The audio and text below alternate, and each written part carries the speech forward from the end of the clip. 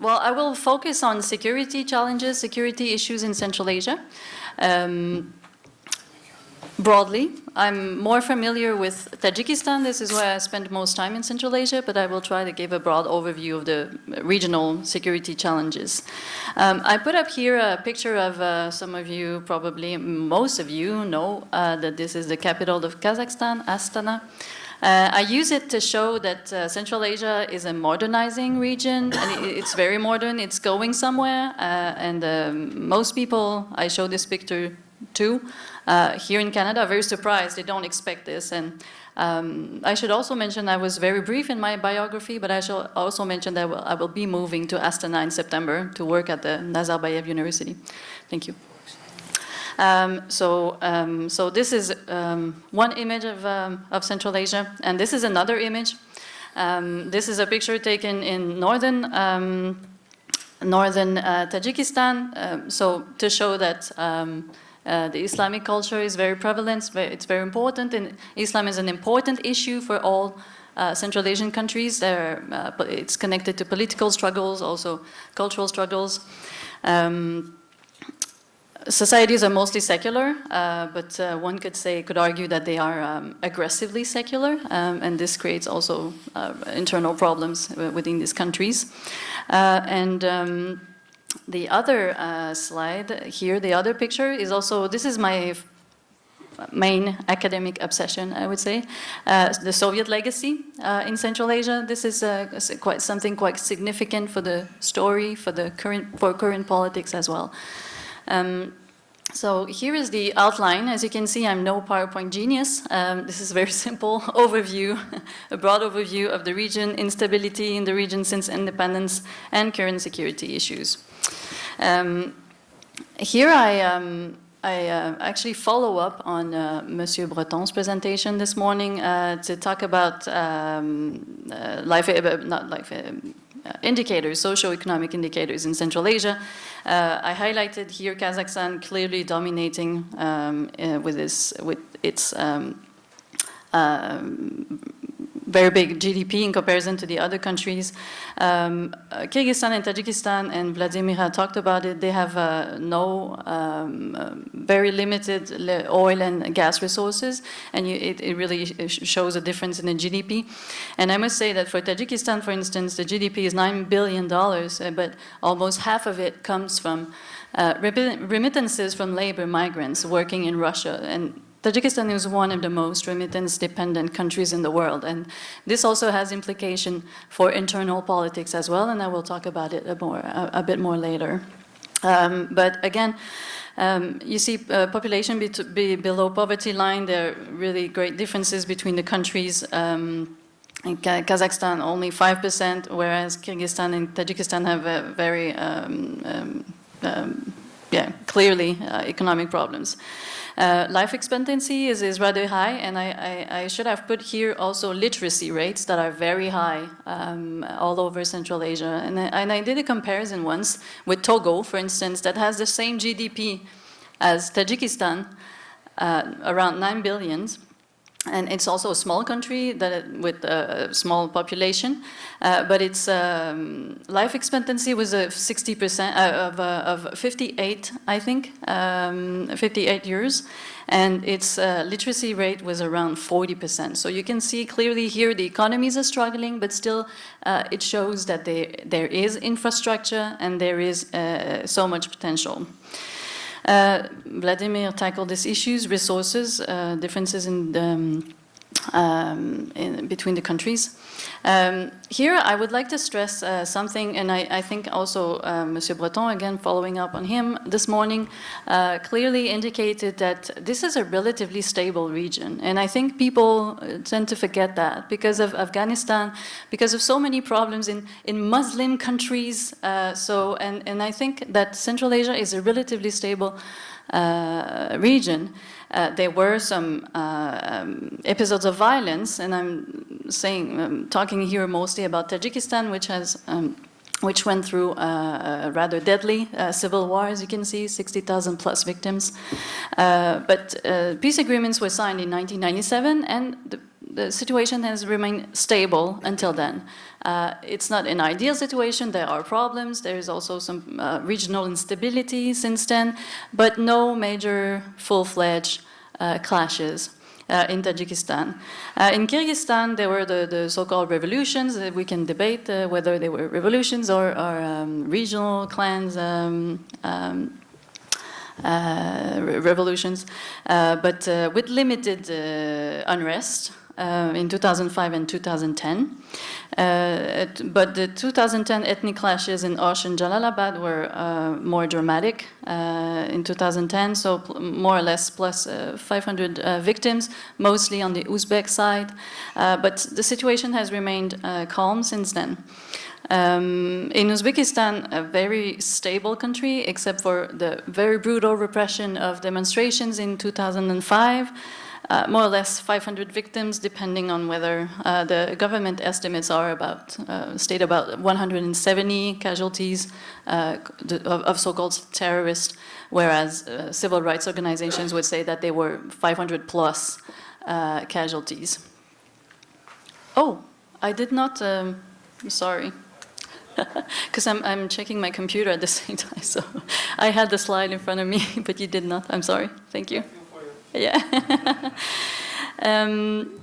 So yes, Kazakhstan is also a very stable country. There was an episode of violence in 2011 connected to an oil workers strike that led with clashes between authorities and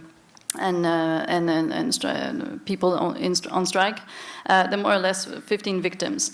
But an encouraging sign is that there were also demonstrations regarding land reform last week in Kazakhstan, and they were quite important demonstrations, and they were ended peacefully, and actually the government back off from adopting those land reforms. So it's a good sign for Kazakhstan, although you cannot say that this is a perfectly democratic country. Turkmenistan, I left it blank. I mean, who knows what's going on in Turkmenistan?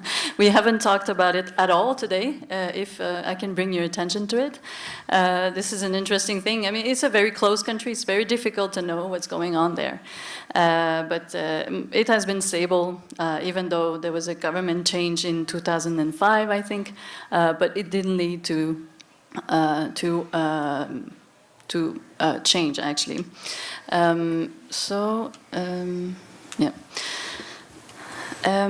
So, relatively stable region, considering how multi-ethnic the countries are, how strange the borders are, how complicated resource management is in Central Asia.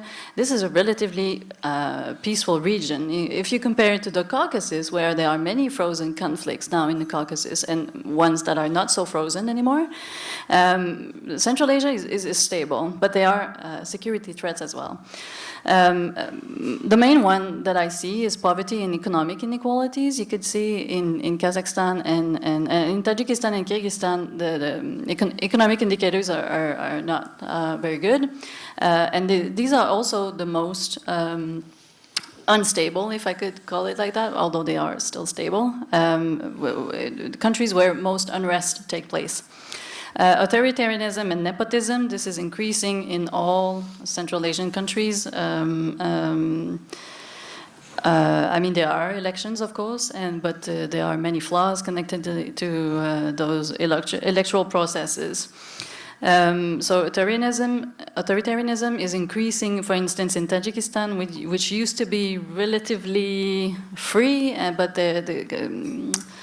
since the last 5 years, there's been a tightening of authoritarianism, for instance, in Tajikistan. 10 minutes, okay, thanks. And this, of course, this authoritarianism, this nepotism creates lots of discontent within the countries. It's not sustainable.